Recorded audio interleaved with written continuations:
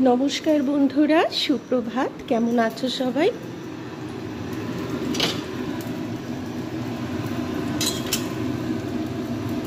এখন কটা বাজে? 9টা বেজে গেছে আর আমাদের ব্রেকফাস্টের টাইম হয়ে গেছে। গতকাল বাড়িতে লোকনাথ বাবার পুজো গেছে, তো একটু প্রসাদ থেকেও গেছে, খিচুড়ি, চাটনি, পায়েস আর ভাজাভুজি অবশ্য নেই। তো আজকে সকালের ব্রেকফাস্টে আমি আর তন্নি আমরা দুজনে এই ঠাকুরের যে খিচুড়ি ভোগ আছে ওটাই খাবো ব্রেকফাস্টে। এবার খিচুড়িটা শুধু খাবো, ওই জন্য একটুখানি এখানে কুমড়োর বড়া করে নিচ্ছি।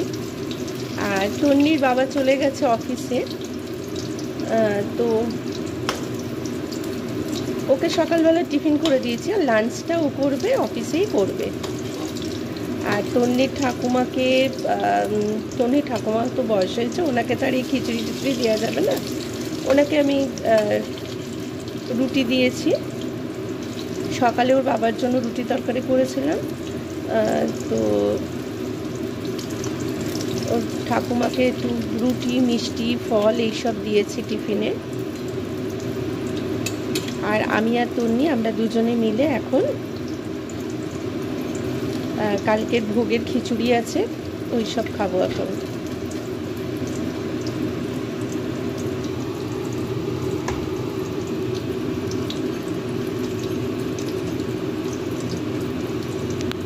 এই যে এখানে খিচুড়ি রয়ে গেছে,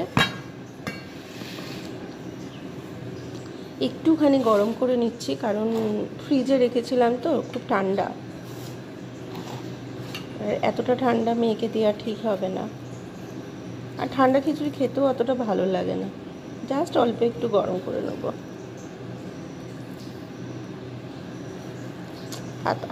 হাতা নিয়ে আসলে ভালো হতো। যাকে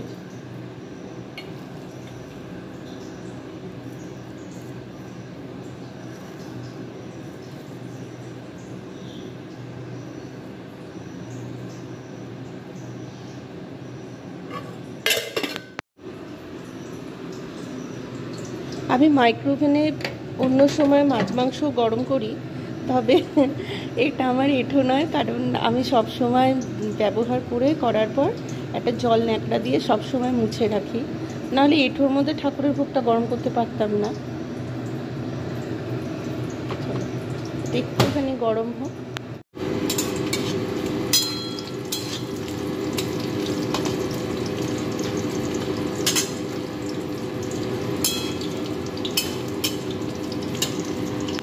হয়ে গেছে খিচুড়িটা গরম।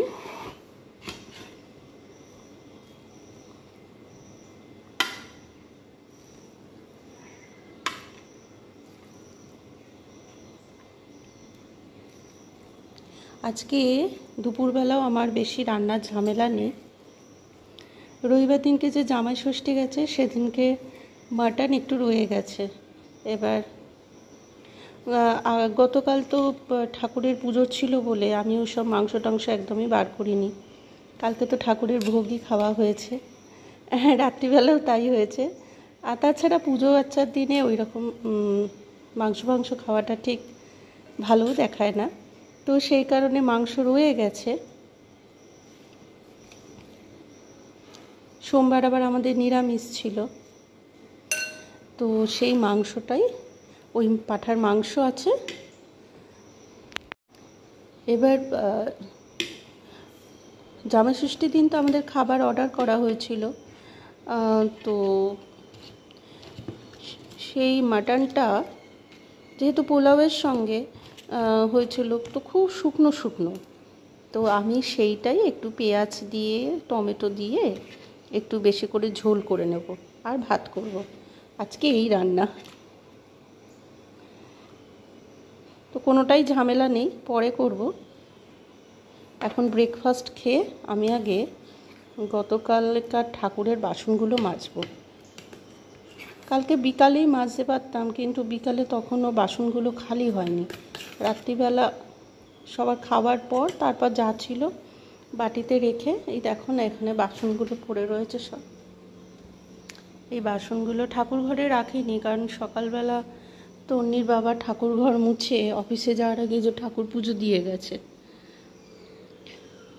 ওর যেহেতু আগে স্নান হয়ে গেছে, ও অফিসে যাবে বলে ও সেহেতু পুজোটা দিয়ে গেছে। আর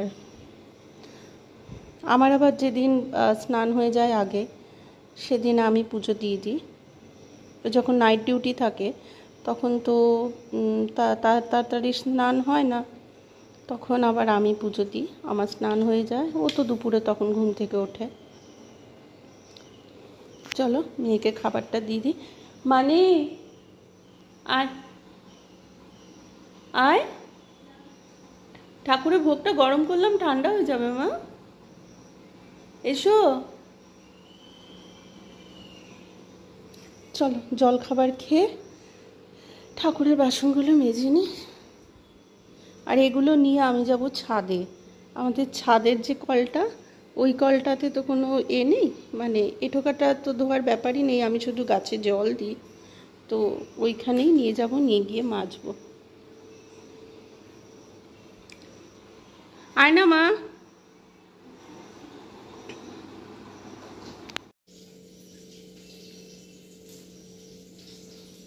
আর নিবি খিচুড়ি?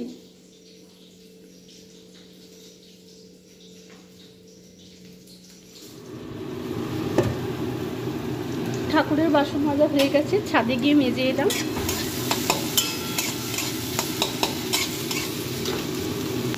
এই বাসন টাসন মেজে এখানে উবুর দিয়ে দিয়েছি।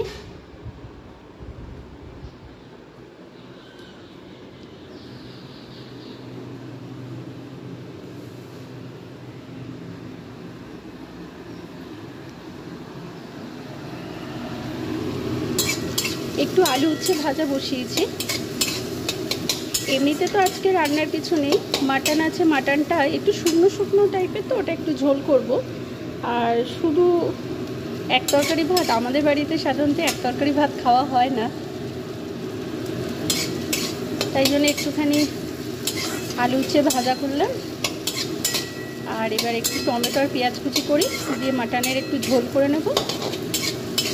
মানে মাটনটা ঝোল ঝোল, মানে কড়াই তো আছে কিন্তু বড্ড শুকনো, ওইটার সাথে একটুখানি ঝোল বাড়িয়ে নেব।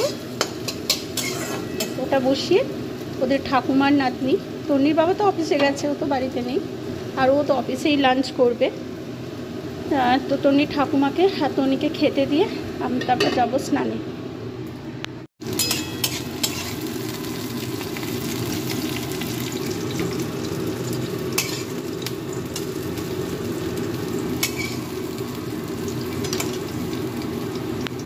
এখানে আদা, রসুন, পেঁয়াজ, টমেটো আর কাঁচা লঙ্কা সব একসঙ্গে কুচো করে দিয়েছি। আর তেলের মধ্যে একটু জিরে আর গোটা গরম মশলা ফোড়ন দিয়েছি।